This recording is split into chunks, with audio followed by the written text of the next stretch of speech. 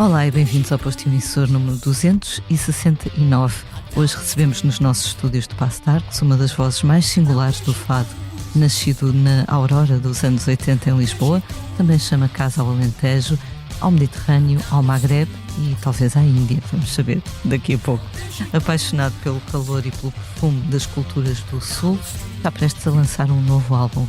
Ricardo Ribeiro, obrigada por estares de volta ao posto emissor. Obrigado, bom dia.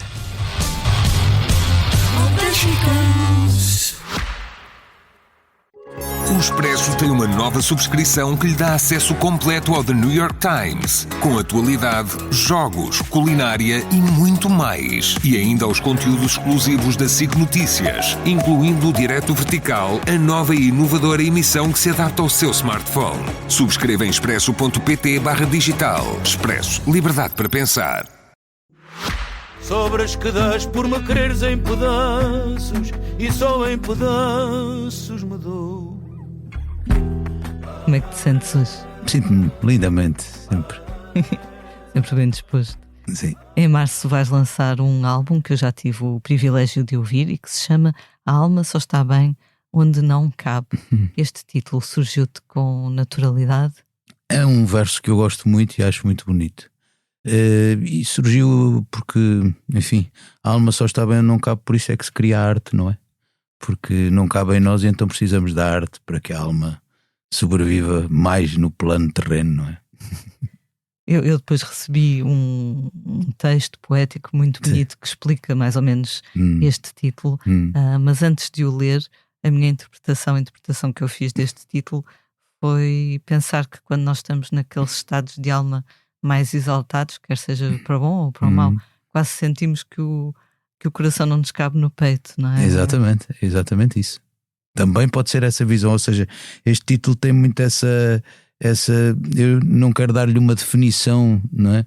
Não uma definição, mas um esclarecimento definitivo daquilo que ele possa significar, é para que cada um depois dê o significado que sente que essa frase tem, esse verso tem. Depois também ouvindo evidentemente a música.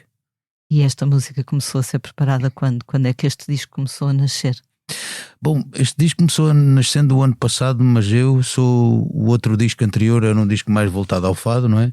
Este também é voltado ao fado, é voltado a todas essas... Eu acho que já não estamos no momento de chamar influências, mas sim da minha natureza essencial.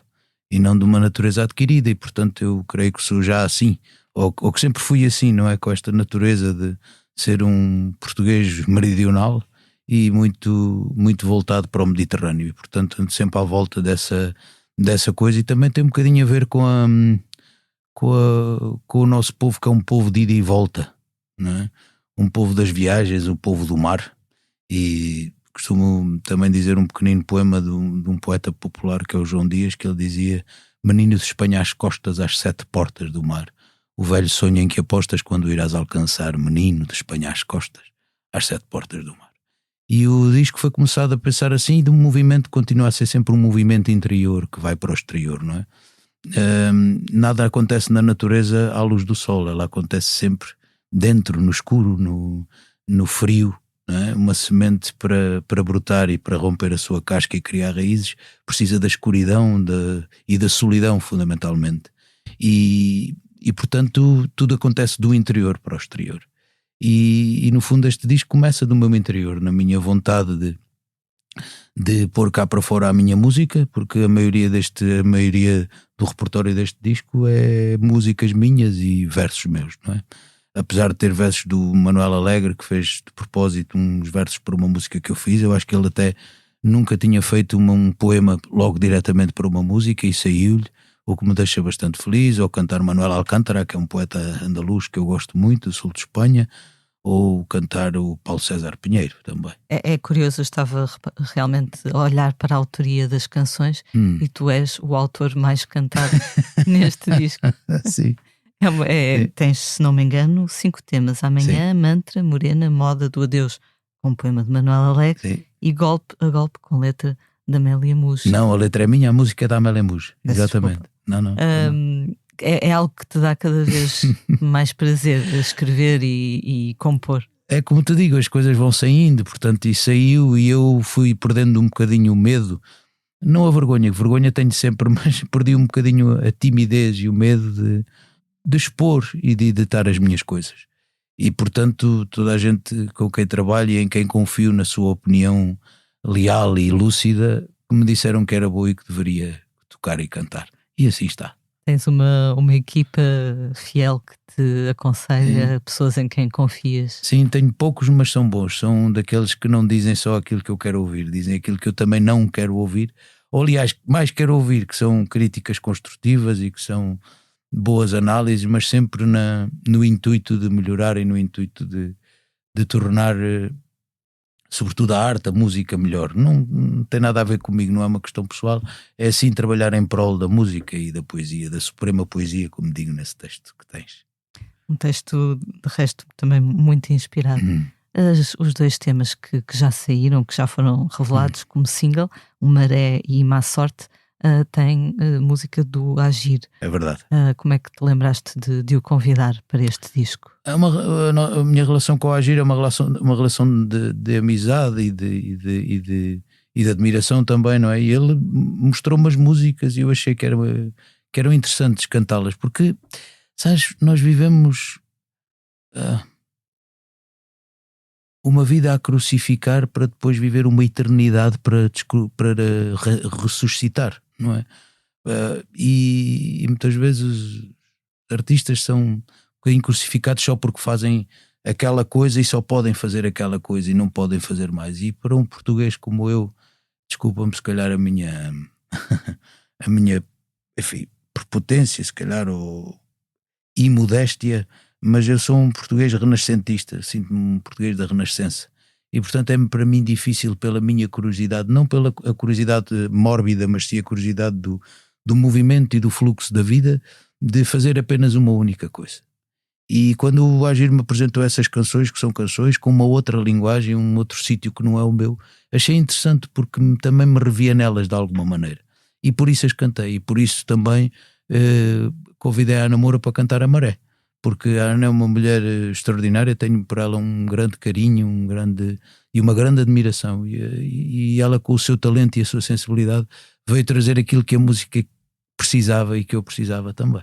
Também alguém que não teve medo de mudar ou de experimentar coisas diferentes. Claro, como dizia Nietzsche, se a cobra muda a sua pele para não morrer, também assim deve ser o homem que deve mudar de opinião, porque senão, quer dizer, o mundo não é estático, nada está parado, tudo está em movimento, não é? Movimento e repouso, portanto, e a Ana teve essa coragem de se cantar a ela, de se descobrir a ela, de encontrar o seu caminho, independentemente do fado ou daquilo que as pessoas estavam mais habituadas a ver e ouvir. E isso é algo de extraordinário que tem que se louvar e apoiar.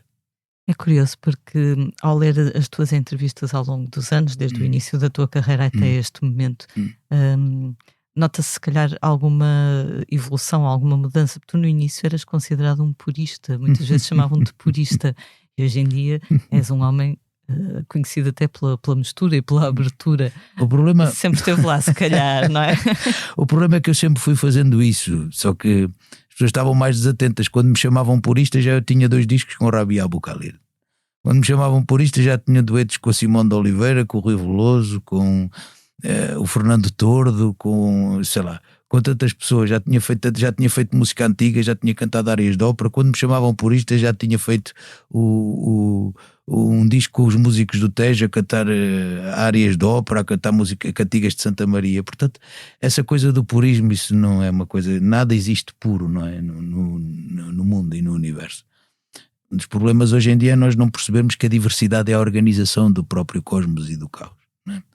E portanto não tem nada a ver com isso. E quando me chamam purista eu até fico um bocadinho orgulhoso, porque se ser purista é alguém que defende as características e que percebe que é importante manter determinadas características para que uma coisa seja essa coisa e não uma outra parecida ou um subproduto, então sim senhor. Agora se me chamam purista num sentido obtuso e de ser um indivíduo fechado apenas nisso, só na minha opinião e naquilo que eu acho que é a verdade, portanto isso é no mínimo estúpido, porque nem eu sou dono da verdade nem ninguém. O que existe são os graus da verdade. A verdade é uma coisa que só o absoluto é que a tem, se é que existe a verdade absoluta. Portanto, o que existe são os graus da verdade e, portanto, Se me chamam purista no sentido de que mantenho as características para que onde se canta um fado e se ouve um fado se perceba que é um fado, sim senhor, isso sou. Agora, se é purista no sentido de o tipo é não sei o quê ou é conservador, esse então muito menos, porque então sou o conservador da sardinha e não da lata. Faz-me sempre lembrar um bocadinho quando eu era miúda, atravessei a ponte Dom Luís no São João, eu e muitos milhares de pessoas, e apanhei um grande susto porque a ponte balouçava ligeiramente.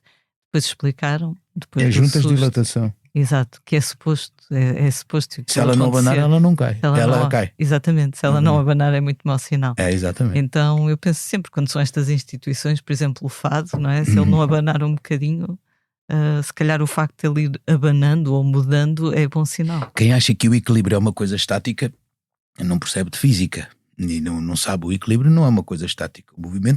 O equilíbrio oscila, tem oscilações. E o fado é uma... Repare, se formos ver o fado no princípio do século XX, não é? Ele é constantemente, ele muda sempre. O que mantém é isso que eu sempre defendo, e é por isso se calhar que me chamam purista. O que ele mantém é características que fazem com que, quando tu ouves, percebas que tem uma linguagem própria. Uma linguagem. E essa linguagem é que é importante ser mantida. Tudo o resto que se faça, imagino que ele quer como uma árvore, tem o seu sistema radicular, o seu tronco e os seus ramos, e cada ramo é diferente um do outro, mas todo ele pertence ao mesmo tronco e à mesma raiz, não é? Agora, é evidente que uma árvore não tem, a não ser as de folha perene, as de folha caduca têm que deitar a folha fora para haver nova folha, e mesmo as de perene têm que deitar ramos fora. Há ramos que sobrevivem e outros que não. Portanto, é exatamente o que acontece no fado. Eu gosto sempre de fazer os paralelismos com a natureza, porque a natureza é a grande sábia do mundo, não é? E portanto, se olharmos para o fado, é exatamente isso. Ou seja, ele tem sempre o seu movimento e ele está sempre em constante mutação. O que mantém são características para quando se ouve a gente percebe, isto é a linguagem fadista. Isto é a linguagem do fado. Agora é evidente que se podem fazer 1001 coisas dentro do conhecimento. O problema é que nós muitas vezes tentamos fazer alguma coisa em determinada linguagem, em determinada tradição, sem conhecimento. Esse é o problema. O problema ou é o desafio, não é bem um problema, é um desafio.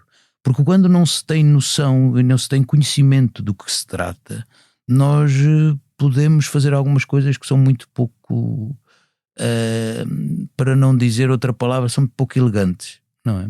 Se torna uma coisa bruta e uma coisa chata até, por vezes, e às vezes até ridícula. E portanto há que ter primeiro conhecimento para depois poder efetivamente acrescentar alguma coisa, ou às vezes até retirar. Eu penso que no concerto que tu deste com o Camané e o António Zambujo nos Coliseus, eu ouvi de Lisboa, gostei muito. Obrigado. E penso que tu falaste disso lá. Às vezes talvez não me lembro já do que disse. As Canárias e os canários a cantar fado, os novitos, e pensavas, miúdo, tu não sabes muito bem no que é que tu estás a meter. E contra mim comecei de gaiatinho, sim. Esse concerto foi muito curioso a vários níveis. Uma das coisas que eu achei mais graça foi o papel que tu fazias ali, um bocado de pivô entre os Zambujo e o Camané. Com eles, sim. Exato, ali a tentar colmatar a timidez do Camané e a picar o Zambujo, que não precisa muito de ser picado, não é? Não, mas o objetivo era mesmo esse. Eu, como sou sempre um bocadinho mais, como se diz lá para o Alentejo, um bocadinho mais descarado, estava-me sempre a meter com eles e tal, para puxar por eles, e eles também por mim e tal, e íamos fazendo a coisa assim, dessa maneira. E depois no Porto foi também semelhante. Igual, quer dizer, nunca é igual, mas foi sempre com esse espírito de 3 amigos que estavam ali para conversar e para cantar. Mas foi muito bonito. Bonito. Teve também muito de espontaneidade, não é? Sim. Nós só combinámos o início do espetáculo. Isto eu garanto que eu, o António e o Camané só combinámos o início. Falámos sobre o início do espetáculo e dissemos, entramos assim, eu digo isto e a partir daí foi andando, não é?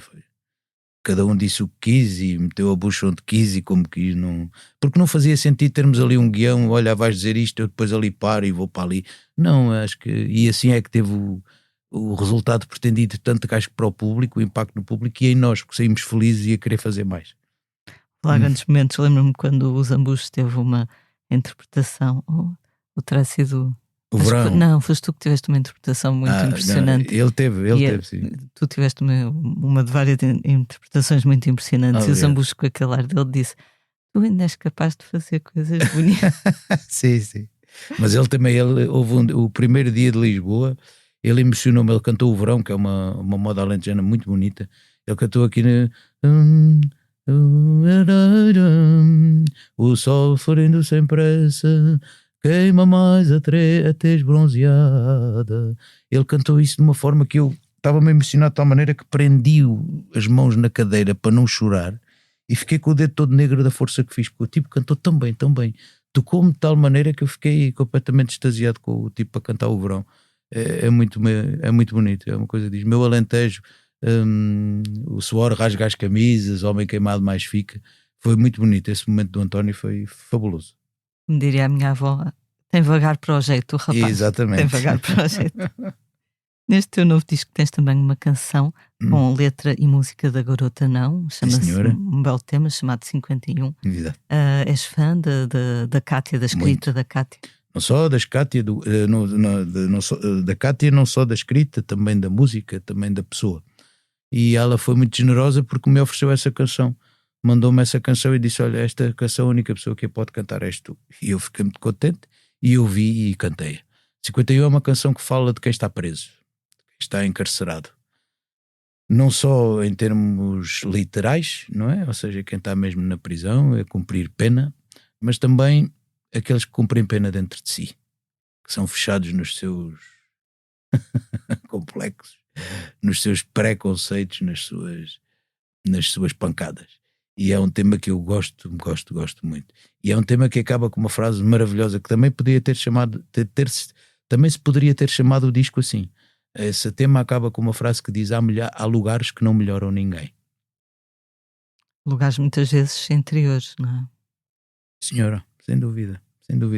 Os lugares onde nós muitas vezes nos encontramos dentro, porque Marco Aurélio eu sou um seguidor da filosofia estoica. E se calhar é um bocadinho arrogante da minha parte considerar-me um estoico, mas como vivo estoicamente sob os princípios do estoicismo, considero-me um estoico.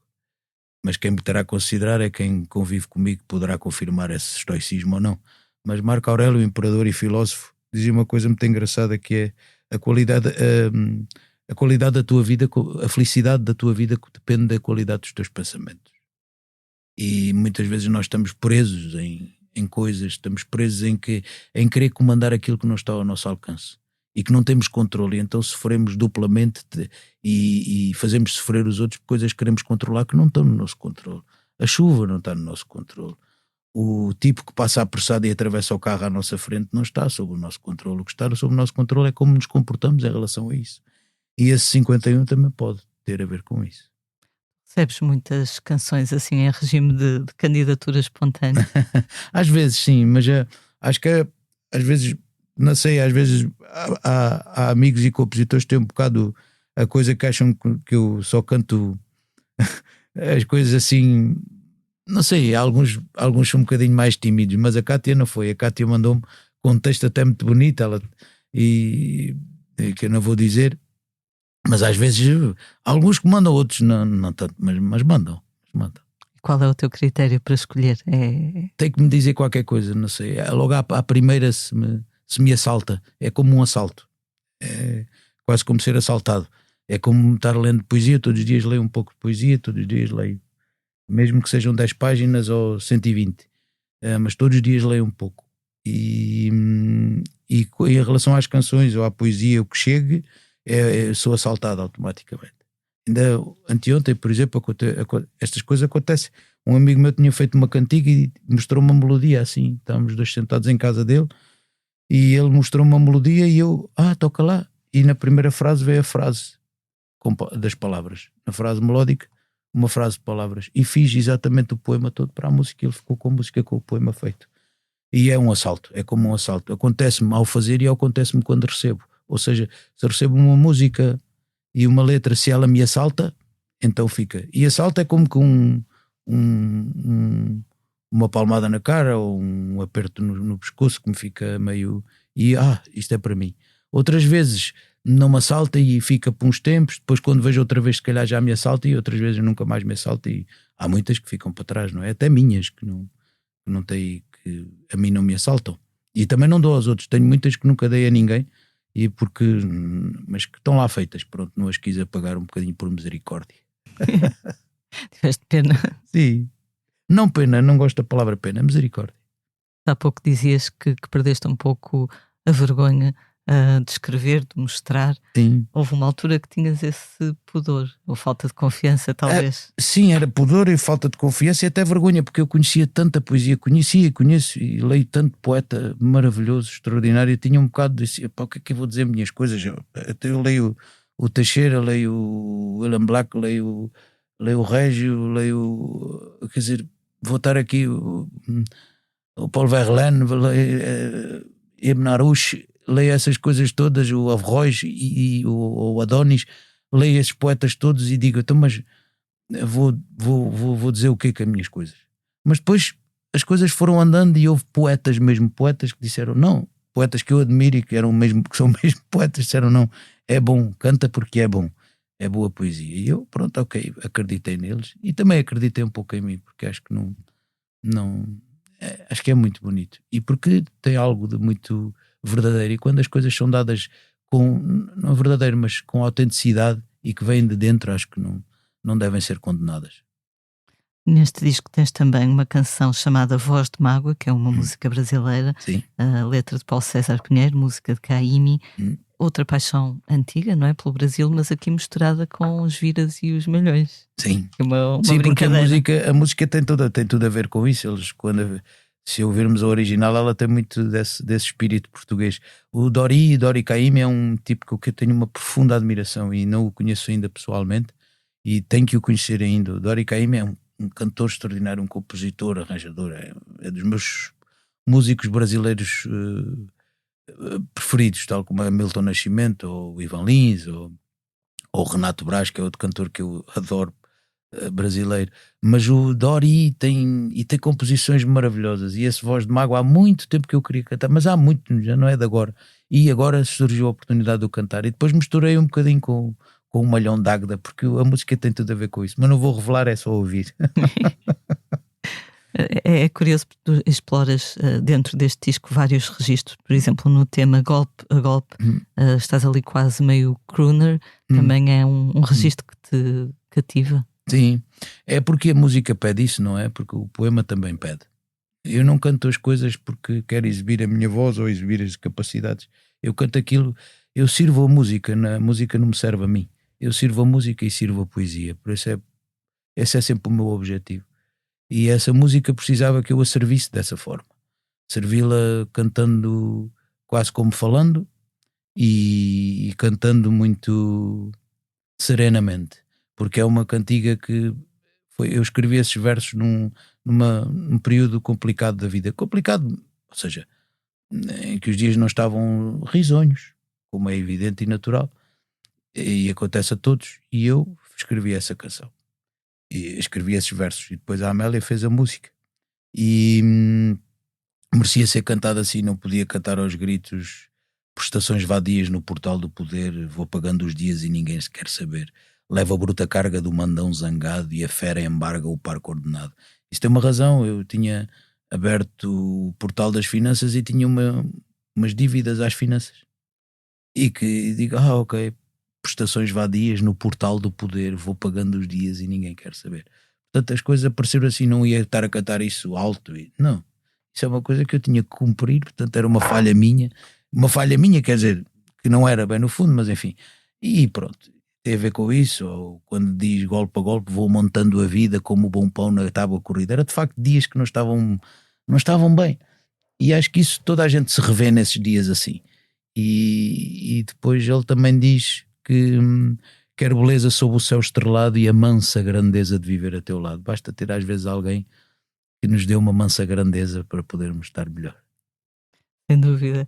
Esse teu vozeirão, esse trovão, como é que se doma, como é que se mantém? Exige muita disciplina, muito... Alguma, sim, é um instrumento terrível.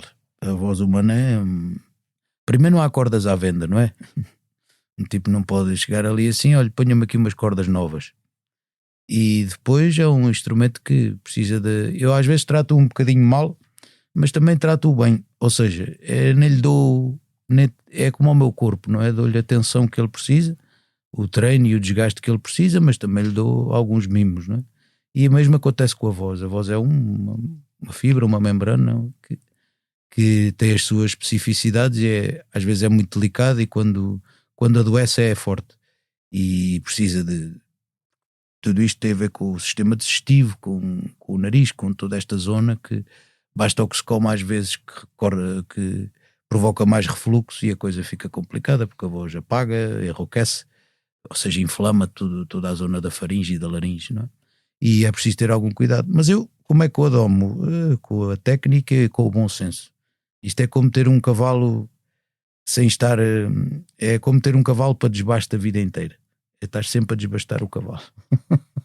Lembras-te quando é que percebeste que tinhas essa voz? Eu, quando ouço assim alguém a cantar com muita pujança, penso, quando é que esta pessoa terá descoberto que tinha isto dentro de si? Eu acho que isto não tem a ver com uma descoberta, eu acho que isto tem a ver com... vai acontecendo, não é uma... Eu não descobri nada, isto vai acontecendo, a voz vai obedecendo, ou às vezes não vai. Eu não penso muito, eu fecho os olhos e canto, eu não penso.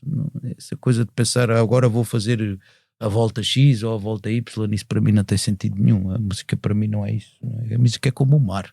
Eu não tenho muita paciência para cantores que cantam só muito agudo e muito alto, como para cantores que cantam só no médio ou cantores que cantam só no grave. Não, para mim cantar é como exatamente olhar o mar, as ondas, é um movimento, é como a natureza, não é? Existe o dia e a noite, cantar sempre no mesmo sítio é muito enfadonho para mim, dá-me muito sono, e portanto acho que cantar é como olhar para o eletrocardiograma, sabe? Olha aí aquele desenho, aqueles picos, depois fica, depois vai, é exatamente, cantar para mim é isso, não é? E portanto não penso, a voz ou vai ou não vai, ou fica ou não fica. E depois o que a mim me preocupa sempre é o que é que a melodia tem e o que é que precisa que eu sirva e as palavras. O resto não pensei mais. De resto é instinto. Não sei se será bem instinto, eu acho que é mais intuição que instinto. Ok, é diferente. São coisas distintas. Distintas, bem distintas. Falaste do teu corpo no concerto do Coliseu. Contaste uma história muito engraçada, que uma senhora no Facebook te mandou uma mensagem a desejar as melhoras e tu disseste igualmente. Pois, então o que é que ia dizer? A senhora achou porque eu emagreci 50 e tal quilos de repente, que não foi de repente, foi em meses, mas que estava doente. Eu não estou doente, agora é que eu estou bem, não é? Antes é que estava doente, quando tinha 140, depois tive 90, depois voltei para os 118, aí é que um tipo está doente, não é? E portanto não...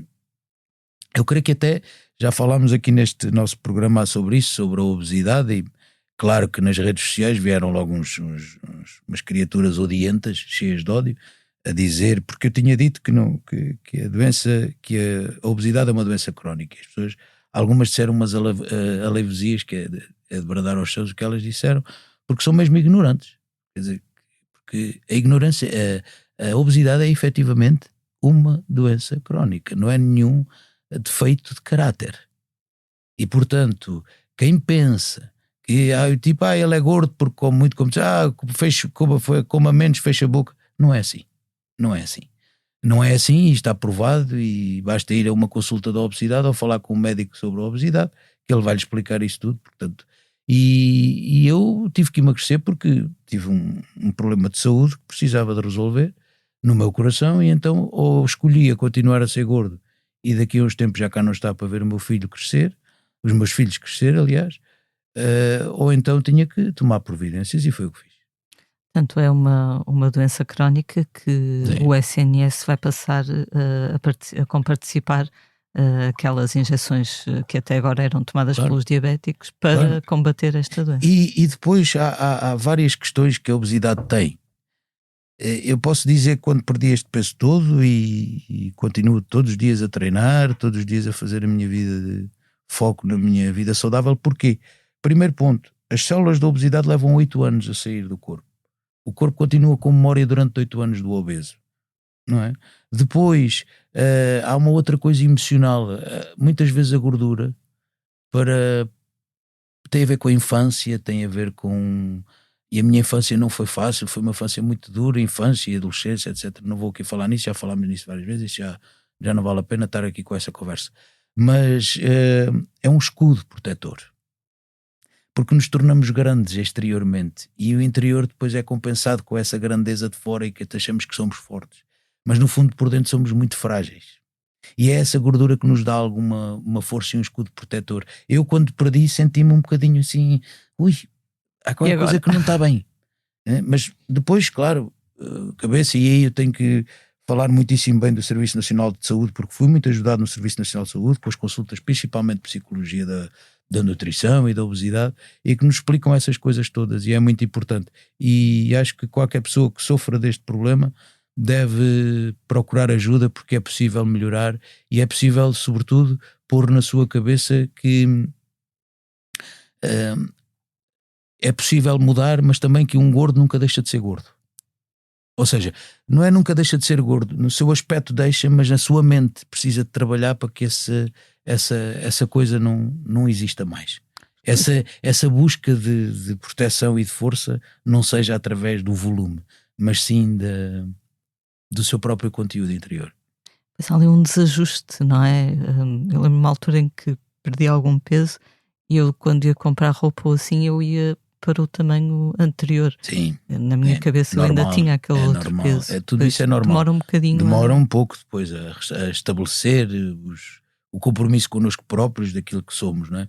E depois é sempre olhar e perguntar quem somos na verdade. Sou aquele que tinha os 130 quilos ou 145 como eu cheguei a ter, ou sou este agora que tem 68?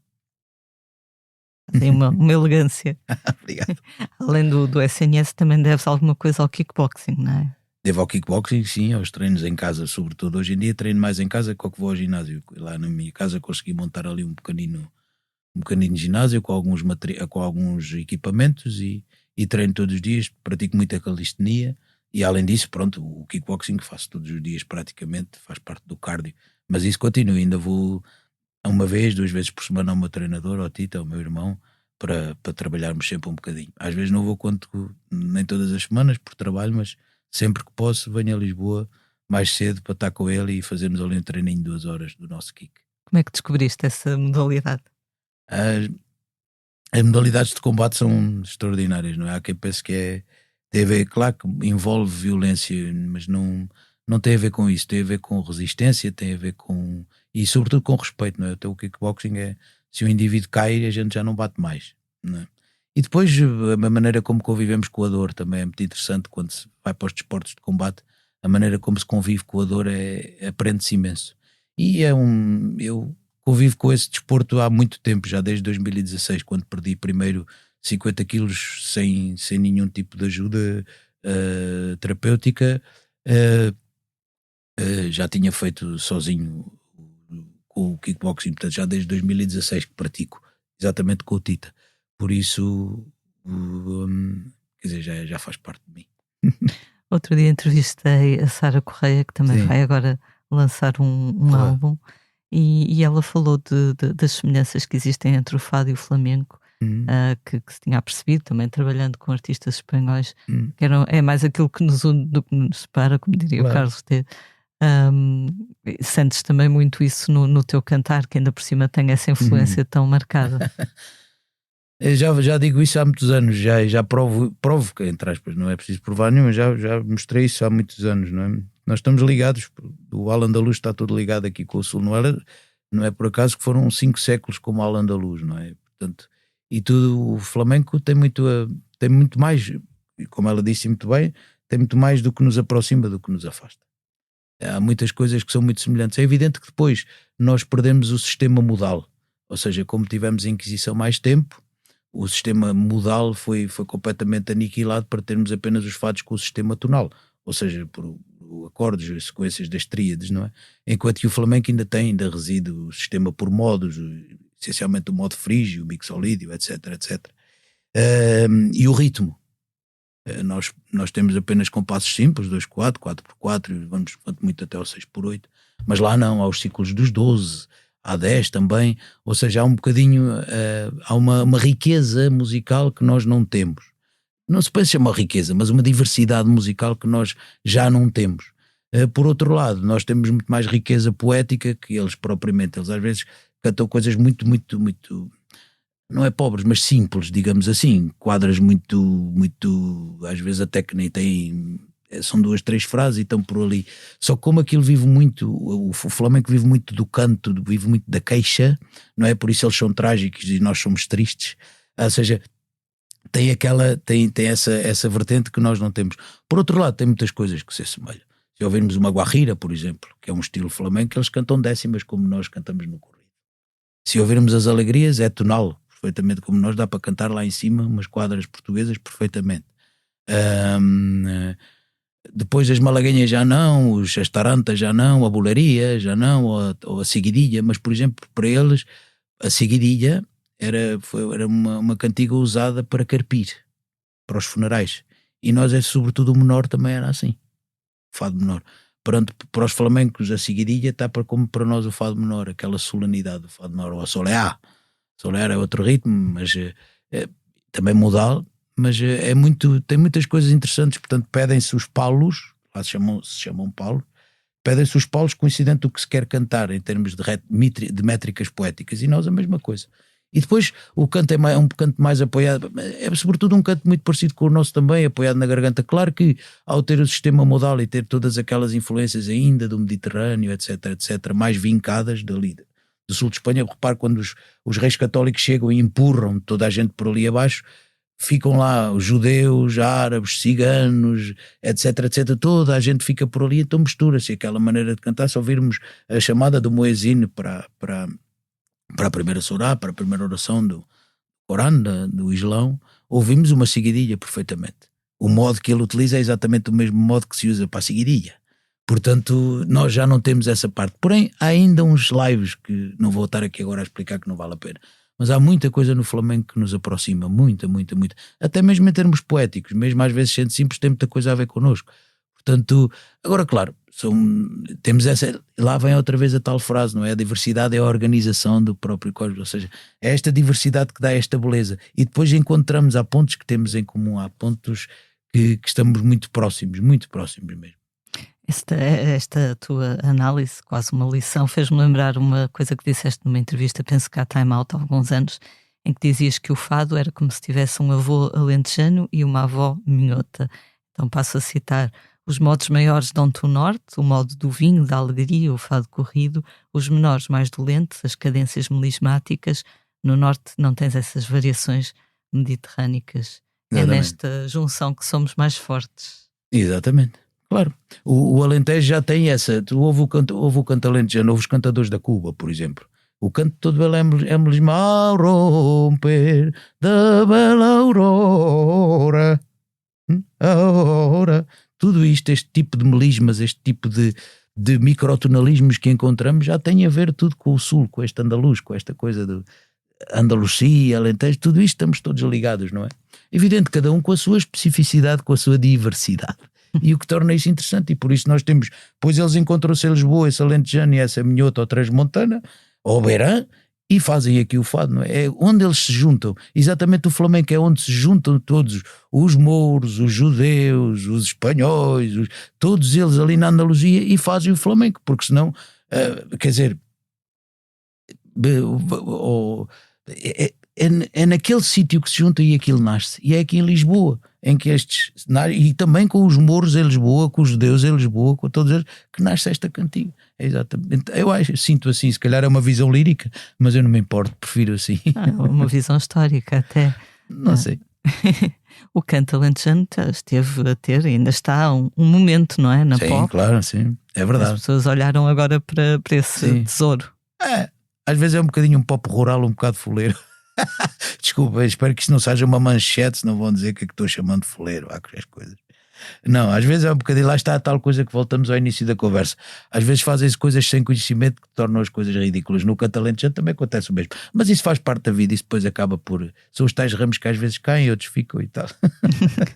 Falar em ramos que caem, já sei que a tua região não foi muito afetada pelas tempestades. Não, felizmente alguns sítios, Alcácer, nós estamos perto de Alcácer, e Alcácer foi horrível. Aquela subida do Sado foi um corte no coração. Nós lá em Cabrela juntámos-nos e levámos muitos mantimentos para lá, e a junta de freguesia juntou-se e toda a população ajudou aquilo que pôde. Nós ajudámos, claro, eu ajudei.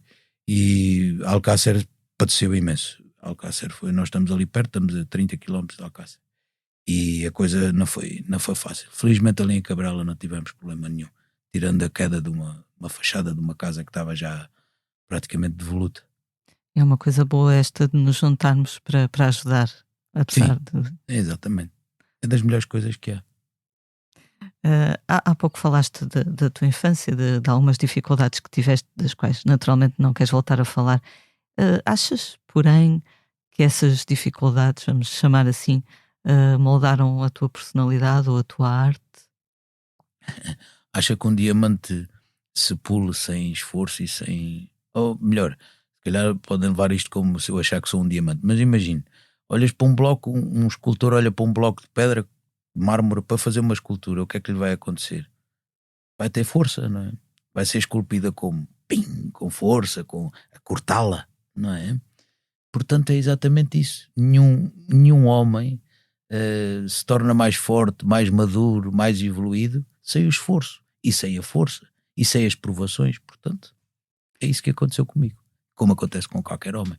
É como diz o outro, ostras felizes não dão pérolas, não é? Exatamente. E acreditas naquela ideia de que para se fazer grande arte é preciso ter sofrido? Não é uma questão de sofrimento, é uma questão de lucidez. O sofrimento é aquilo que vai tornar, ou seja, como é que há aquela pessoa que passa a vida inteira a dizer é porque eu sofri tanto, ou seja, em vez de ter bebido o sumo da laranja, anda a carregar as cascas. Portanto, o que é que me interessa a mim agora? Eu sofri tanto, coitadinho de mim, sou uma vítima. Não. É aproveitar tudo isso e o que é que eu aprendi com isso? O que é que isso me tornou mais forte? O que é que isso me deu mais lucidez? O que é que isso me deu mais, sobretudo, consciência? É só isso que é importante. Agora estar aqui a dizer que é o sofrimento, não é o sofrimento, é aquilo que ele, por sua vez, te ajuda a trazer de novo a ti próprio, até muitas vezes. Quer dizer, e portanto a arte cria-se, se calhar sim, se calhar o sofrimento, mas não é um sofrimento de vitimismo ou um sofrimento de coitadinho. Não, é o de polir, é o do esforço. É o sofrimento do esforço, da disciplina, sobretudo. Porque tudo o que tem a ver com a emoção é volátil, desaparece. Se um homem que cria alguma coisa está à espera de que eu estou à espera de uma inspiração ou de uma epifania ou do que seja, para mim isso é uma falácia. Porque se eu quero fazer alguma coisa no mundo, eu tenho que ser munido de uma única coisa: disciplina. Apenas e só. E a disciplina traz esforço, a disciplina traz levantar-me às 6 da manhã para ir para o meu ginásio cheio de frio e continuar a treinar. Isso é disciplina, porque se eu estiver à espera da vontade, hoje não tinha vontade nenhuma de treinar. Nenhuma. Mas fui. Portanto, não tem nada. E é esse esforço, é essa capacidade de esforço, essa capacidade de sacro ofício, sacrifício, para se poder alcançar alguma coisa. Às vezes não é o que se sofre porque o outro nos faz, não é mais aquilo que nós fazemos do que propriamente que o outro me disse ou que me ofendeu. Eu, se não aceitar um presente que tu me dás podre, o que é que fica o presente? Fica contigo. Portanto, que me interessa a mim que alguém me faça sofrer. Depende da maneira como eu aceito esse sofrimento. Agora, aquilo que eu imponho a mim mesmo, a disciplina, os meus princípios e valores que não mudam, isso sim cria arte. Agora, um tipo que está a esperar, eu hoje não tenho vontade, não toco. Não pode ser. Tens de impor a ti a disciplina. Disciplina, eu li esta frase um dia e nunca mais me esqueci dela. Preferes a dor da disciplina ou a dor do arrependimento? Isso tem a ver com a filosofia estoica também? Claro. É o que eu sigo. Faz muito sentido. No Alta Definição disseste uma frase que achei muito curiosa, que foi que durante algum tempo culpaste os outros pelas tuas sombras, mas não, as sombras são minhas. Claro, estoicismo, não é? A sombra é minha. O que é que eu tenho que culpar os meus pais porque não souberam fazer ou não souberam dizer ou não souberam... Não é isso. Não, eles não têm culpa porque eles souberam ser aquilo que poderiam ser. Eu é que tenho que iluminar isso dentro de mim e perceber que eles foram o que puderam ser. Agora cabe-me a mim interpretar isso e fazer disso uma coisa que não seja para me prejudicar, mas sim para me elevar. Não diante dos outros, mas para me levar a mim mesmo dentro de mim. Não tem nada a ver com isso. Não é? As sombras são tuas, tu é que tens que iluminar, não tens que culpar os outros, não tens que culpar o Estado porque não dá, não tens que culpar o teu vizinho porque tem um carro novo e tu não tens. Não, isso é um problema que é teu.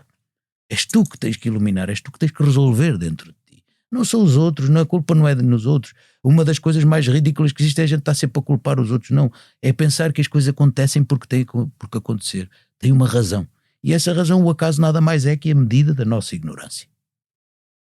Mas é preciso ter chegar a uma certa maturidade para olhar para as coisas assim. Com certeza, eu também não sou, também há dias que enfraqueço, há dias em que se calhar não consigo pôr em prática e digo, estou cansado,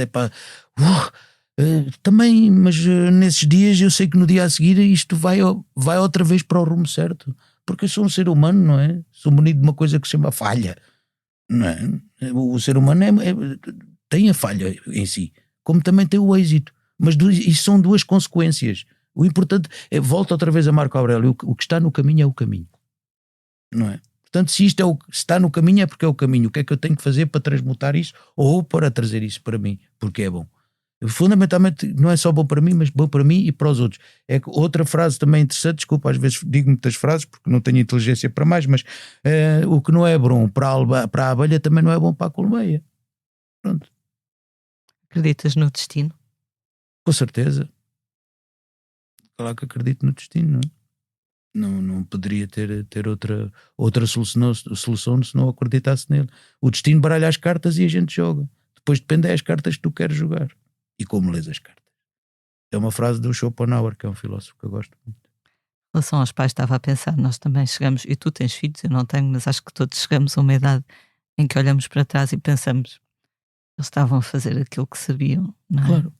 Claro. Eu tenho as minhas falências como pai, a Diana como mãe. Quer dizer, não há outra hipótese. Eles não nascem com o livro de instruções, nem tu. E portanto vamos estar aqui, eu sou o pai perfeito ou a mãe perfeita. Não, coitadinho.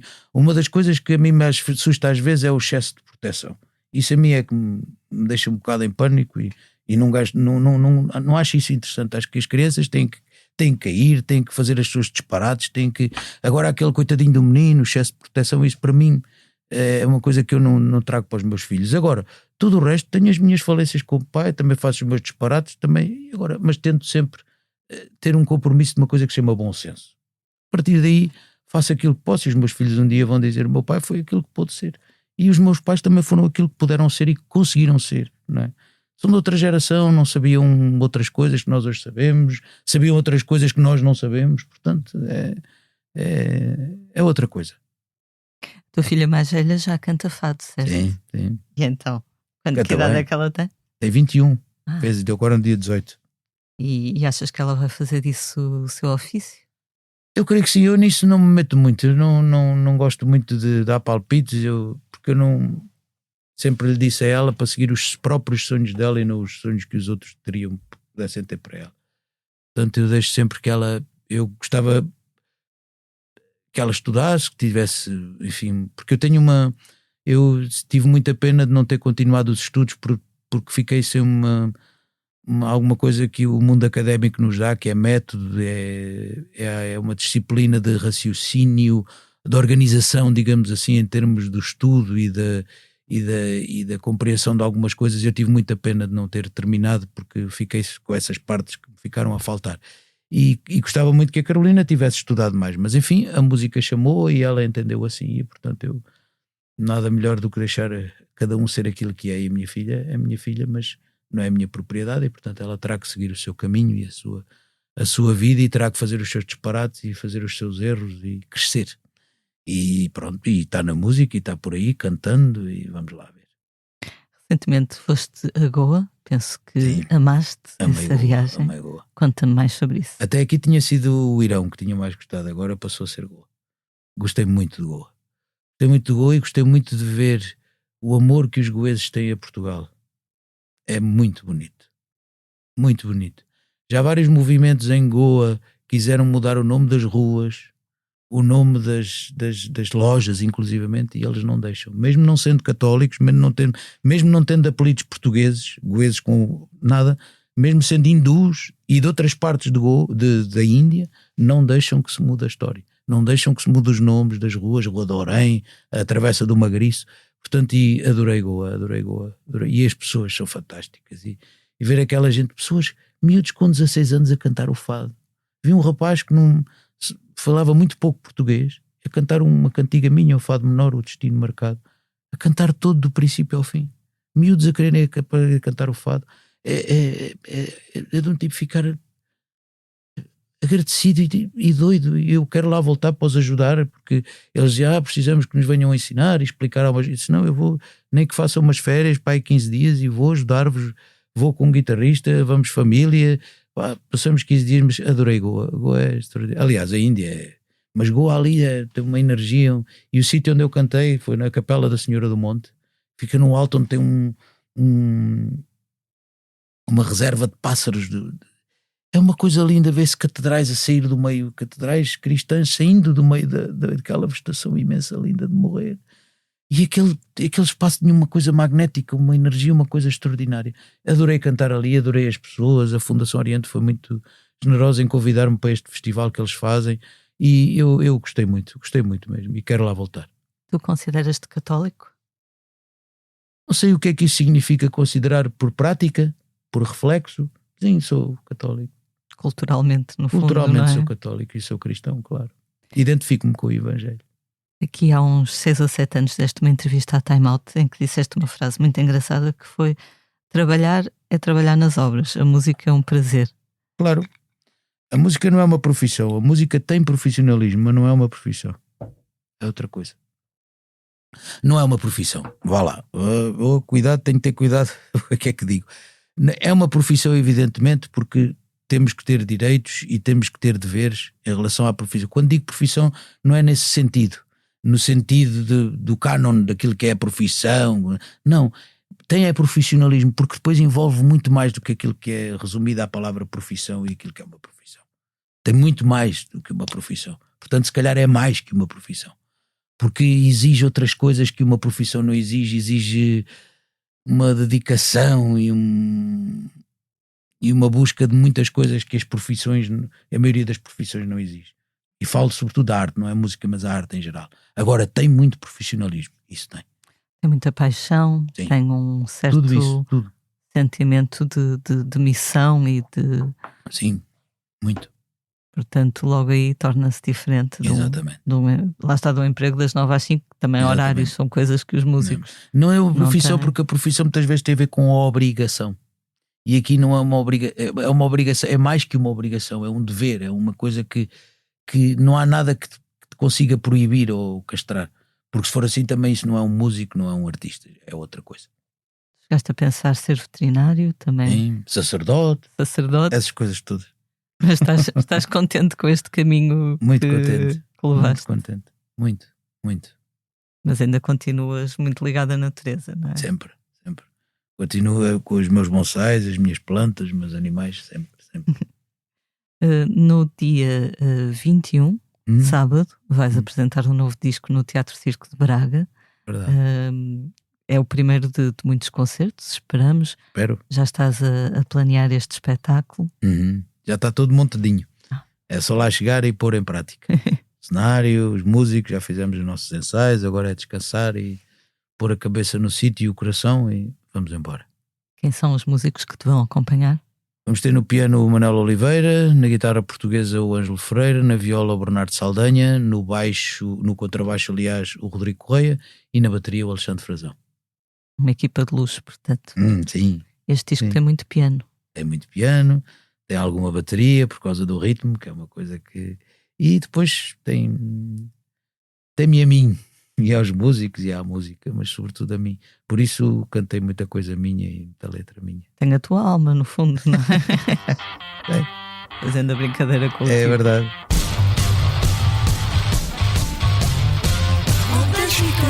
Song we sing in every kind of place. Vamos agora falar do que andamos a fazer na redação. No site Blitz podem ler uma entrevista a David Byrne, o eterno vocalista dos Talking Heads. Falou com o João Pacheco para a revista do Expresso. Falou sobre a sua paixão pela música do mundo, incluindo do Brasil, e a sua visão sobre os tempos que correm. David Byrne, que em julho atuou no Festival Cold Jazz em Cascais, explica que neste seu novo espetáculo quer enfatizar a simpatia e o amor. Então, diz ele, a simpatia é um ato radical. Num mundo onde este tipo de coisa é desencorajado, estes atos tornam-se atos radicais e perigosos. Tornam-se mesmo atos de resistência. Nesta mesma conversa, David Byrne falou sobre a forma como a tecnologia pode acabar por afastar as pessoas. Diz ele, temos carros onde não precisamos de falar com ninguém, supermercados onde vamos e não temos de falar com ninguém, vamos à internet, não é preciso falar com outra pessoa. Isto é perigoso para a democracia e para a nossa saúde mental. É uma reflexão engraçada. É sim, senhor. É sim, senhor. A comunicação cada vez mais começa a ser muito dúbia e muito débil, não é? Ainda para mais com esta distância que nós temos através desta coisinha que é o telefone e da internet, etc. Começa a ser difícil depois a comunicação sem a cobrança, sem o julgar o outro, não é? E começa a ser muito difícil. E se calhar algumas gerações mais jovens podem também não apreender bem a comunicação ao vivo, pessoal, não é? Porque estão muito habituados ao like, a responder à mensagem. Hoje em dia há quem já prefira conversar por mensagem do que propriamente falar. Aliás, eu tenho um exemplo fatal com a minha filha, não é? Ela consegue explicar-se mais e expressar-se mais através de mensagens extensas que parecem testamentos do que propriamente conversar. É-me difícil para mim e eu não tenho paciência nenhuma para isso. Eu prefiro conversar, olhar, porque quero ver os olhos, quero ver a boca, quero ver as mãos, o que é que a pessoa, o que é que aquele corpo me diz através das suas palavras, e é difícil, é uma coisa com que nos vamos debater muito, muito em breve, é com esta dificuldade da comunicação, tal como aí referiste muito bem, não é? É difícil. Às vezes a comunicação escrita dá origem a mal-entendidos. Muitas vezes, sim, se não for bem pontuada, se não for, exatamente. Pode estar a querer dizer uma coisa com boa fé e é mal interpretada, ou enfim, sem dúvida. Desafios do nosso tempo.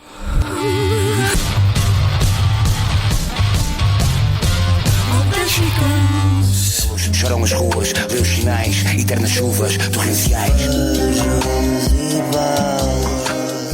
Vamos agora falar dos concertos que vamos ver na próxima semana. Esta quinta, dia 19, Bruno Pernadas apresenta um novo disco na Culturgest, em Lisboa. Na sexta há uma nova data nesta sala. E depois o Bruno Pernadas e a sua banda estarão no Auditório de Espinho no sábado, dia 21, o mesmo dia em que o Ricardo estará em Braga. Sexta-feira, dia 20, os Dilema celebram 30 anos de carreira num concerto especial no Coliseu do Porto. No mesmo dia, o rapper norte-americano Earl Sweatshirt estará no Lisboa ao vivo e os Cara de Espelho, cujo vocalista Mitó esteve recentemente aqui no posto emissor, apresentam também o novo disco no Cineteatro Loletano, em Lolé. Já em Arcos de Valdevez arranca no sábado mais uma edição do Festival Sons de Vez. Nesse dia o festival recebe Milhanas. No sábado seguinte, dia 28, teremos a nossa amiga Garota Não. Até dia 28 de março, o Sons de Vez, um festival bem antigo dedicado à música portuguesa, receberá Carlão, Paus, Best Youth e Delfins. Ricardo, temos uma rede simpática de teatros e auditórios neste país. Felizmente.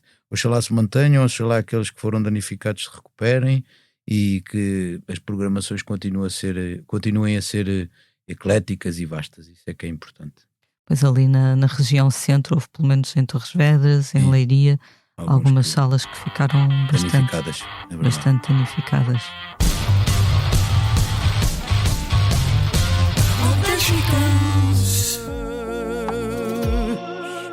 Eu sei que me salvas com o mar que o teu salda. Muito bem, chegamos assim ao final de mais um posto emissor. Ricardo, obrigado. É sempre um prazer falar contigo. O meu nome é Lia Pereira. Os temas de abertura e conclusão são do Legendary Tigerman. A edição multimédia estará a cargo de João Luís Amorim. Como é hábito, vamos finalizar com uma leitura. Ricardo, o que nos trazes? Trago um poeta que eu gosto muito, que é o poeta Raul de Carvalho, e que este trecho, o poema é extenso, é grande, e eu vou ler apenas um trecho que pus no texto da apresentação deste disco, e que define também este disco e, enfim, tudo o que esta música também tem dentro. E então disse o poeta Raul de Carvalho: vem, serenidade, e leva-me contigo, com ciganos comendo amoras e limões, e música de harmónio, e ciúme, e vinganças, e subindo nos ares o livre e musical facho rubro que nos une aos seios da terra ao sol.